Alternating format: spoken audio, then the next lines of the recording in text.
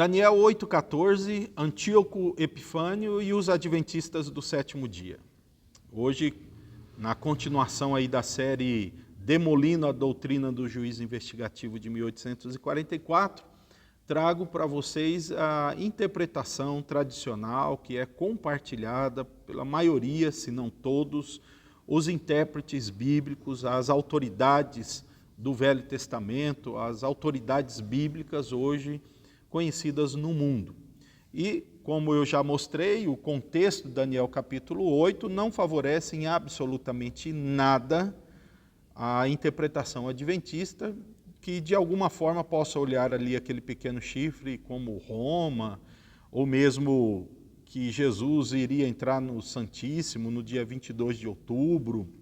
Enfim, nós não temos absolutamente nada que apoie no contexto de Daniel 8,14 a interpretação adventista. Mas isso é uma crítica, e aí vem a pergunta, bom, então se a interpretação adventista obviamente é equivocada, qual é a interpretação que temos em mãos, não é? E diante dessa interpretação, quais são as objeções que a teologia adventista lança contra a interpretação tradicional de que Daniel 8 contém uma profecia para o surgimento de Antíoco Epifânio. Tá? Então vamos lá, lembrando sempre que mesmo que nós não tivéssemos uma interpretação exata para essa passagem, nós temos a absoluta certeza que esse texto se cumpriu segundo aquilo que Deus falou por meio do profeta. Mas nós temos uma boa sugestão para aceitar aqui uma interpretação de Daniel capítulo 8, especialmente a identidade do pequeno chifre, que aparece no versículo 9 em diante, né? Quero lembrar antes que já mesmo João Calvino, ele no seu comentário de Daniel, ele apresenta Antíoco como o personagem ou o rei que cumpriu a profecia bíblica. Isso você pode encontrar no comentário de João Calvino de Daniel. Daí já fica muito bem claro que essa interpretação não é uma interpretação para salvar Roma, né, como alguns dizem, vocês aceitam essa interpretação dos jesuítas e tal.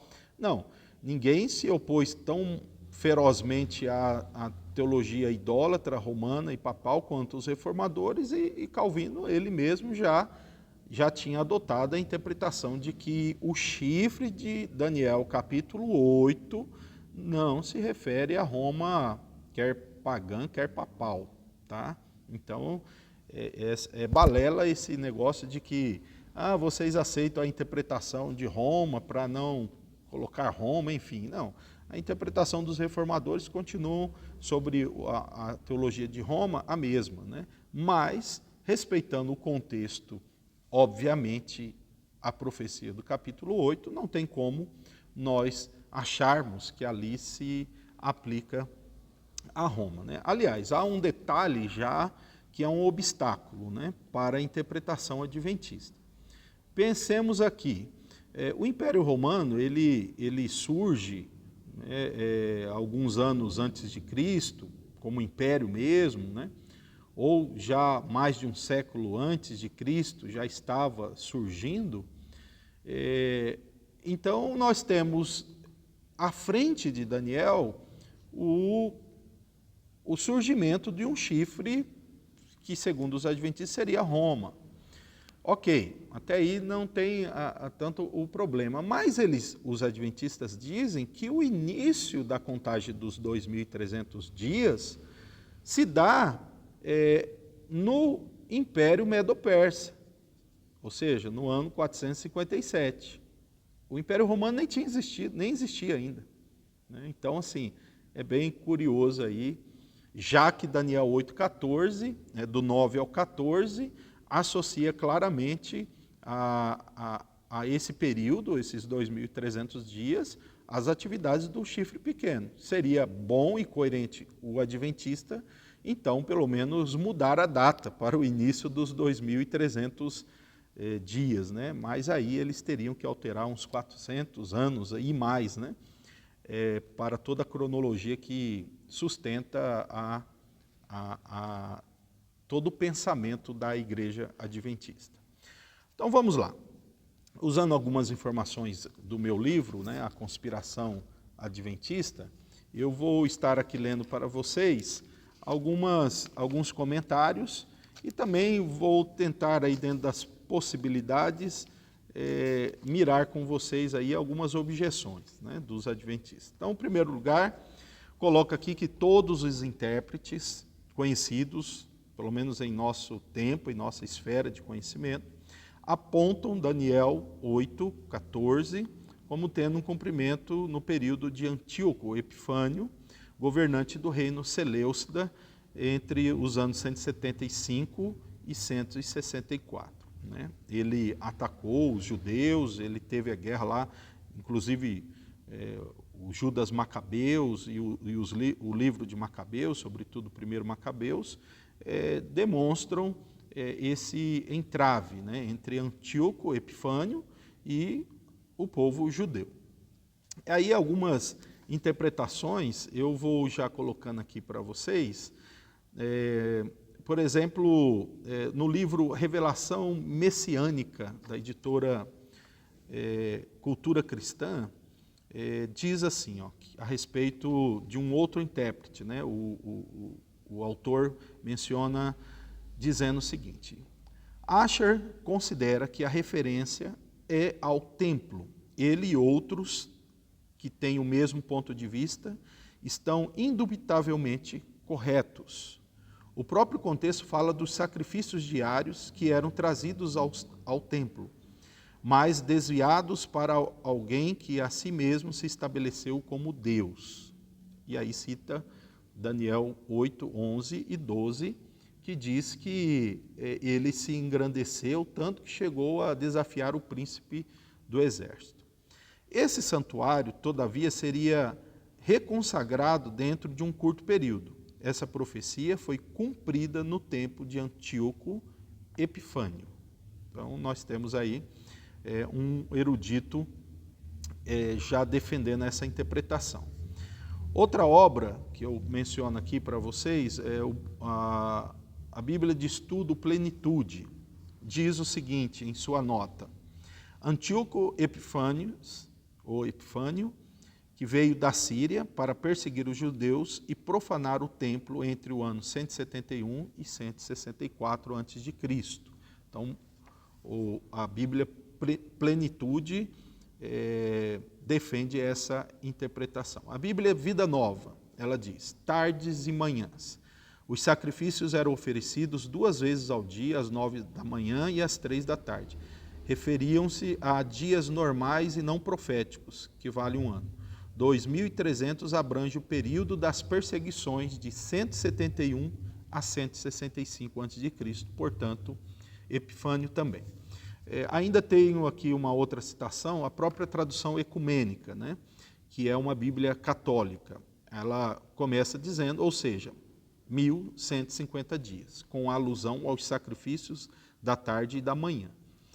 O simbolismo do número é obscuro, mas entre o outono de 167, a abolição do culto judaico, e a purificação do templo, 14 de dezembro de 164, decorrem efetivamente um pouco mais de 3 anos. Talvez os 1.150 corresponde a essa cronologia real, 3 anos de 160 dias. Então, mais alguns comentaristas apontando isso.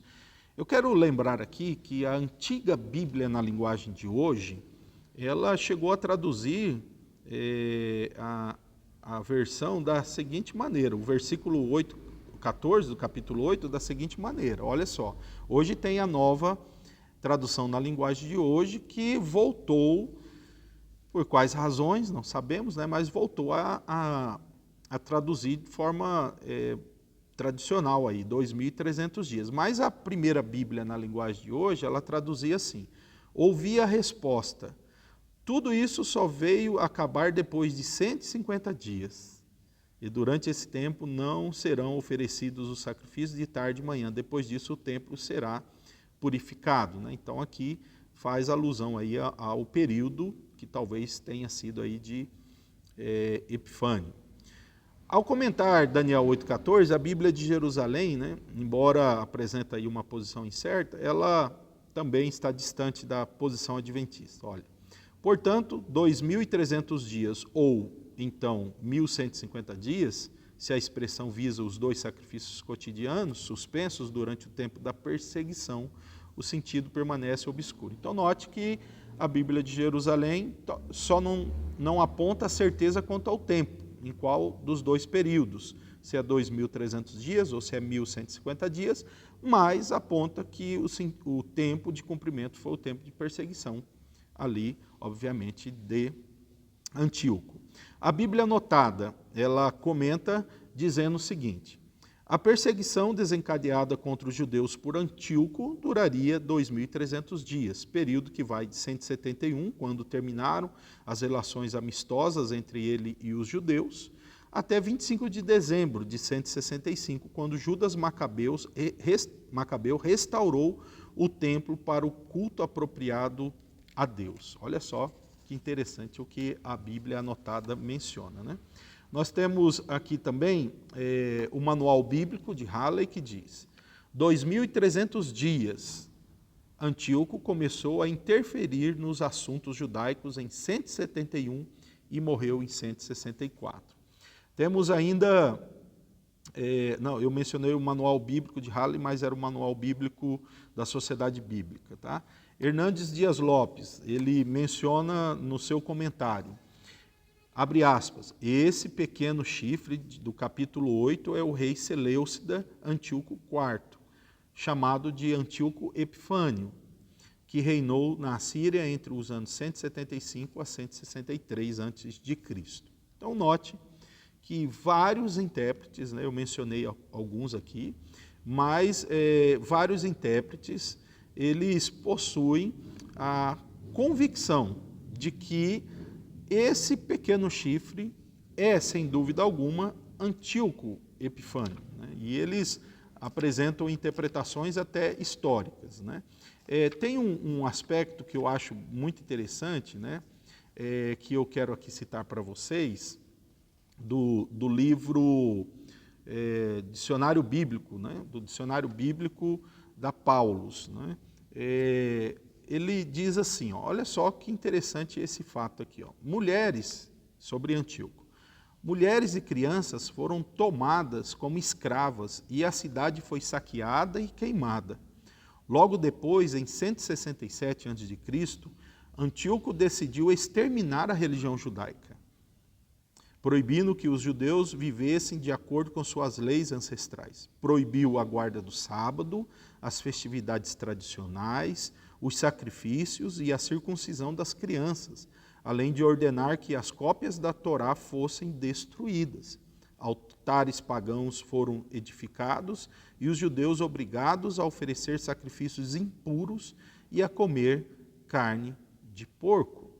Então, notamos que quando lemos, o que eu já fiz no vídeo anterior, quando lemos o que esse pequeno chifre faz contra o povo de Deus, é perfeitamente visto e cumprido na vida, né, do Antíoco Epifânio, né? Eu quero ainda aqui mencionar, por exemplo, o texto bíblico de Daniel 8, 10 e 11, que diz: cresceu até atingir o exército dos céus, alguns do exército e das estrelas lançou por terra e os pisou, sim, engrandeceu-se até o príncipe do exército, dele tirou o sacrifício diário e o lugar do seu santuário foi deitado abaixo. Então, note que a profecia se aproxima bem aos fatos históricos, né? Até porque Antíoco, como se sabe, foi lá e sacrificou uma porca no templo e adorava o deus Zeus, né? Outro comentarista aponta, né, que ele também, como já foi mencionado, jamais reconheceu a religião judaica, né? Quem faz esse comentário está na enciclopédia da Bíblia, né, da cultura cristã. Então, o texto, né, mostra, a história mostra, aliás, que Antíoco ele agiu assim contra o povo de Deus, cumprindo a profecia de Daniel 8. E é interessante que a Bíblia ainda diz assim lá em Daniel capítulo 8, versículo 25, que ele será quebrado sem esforço de mãos humanas. Segundo a história, ele morreu, né, louco, né? Então, assim, não temos aí quase que nenhum fato na vida de Antíoco que não tenha sido profetizado. Não obstante, os adventistas, eles apresentam, né, um esforço ou objeções para que a interpretação de Antíoco não tenha conexão com aquilo que o profeta diz.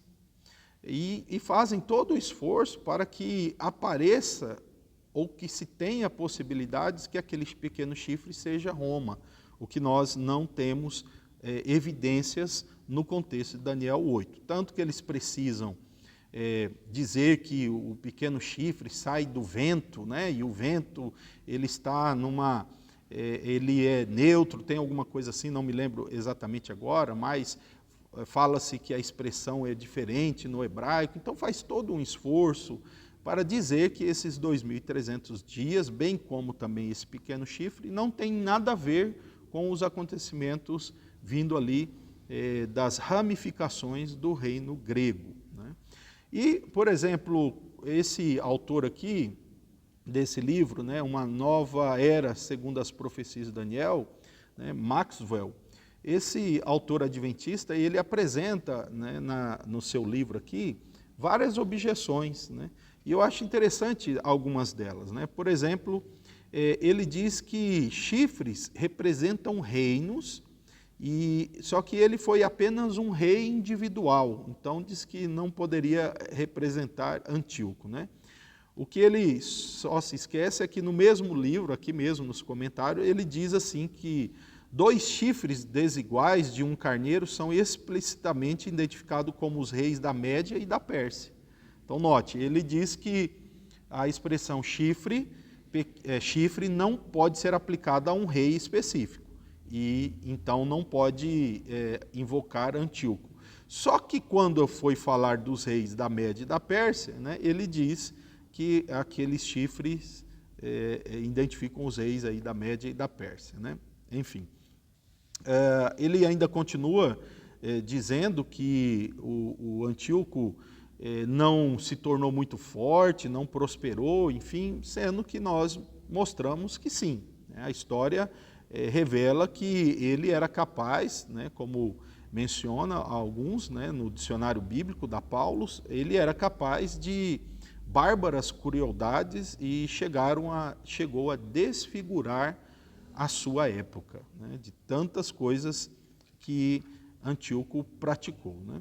Então, os fatos são muito bem claros, né, a respeito de Antíoco, e a interpretação tradicional é muito bem firmada e antiga, né?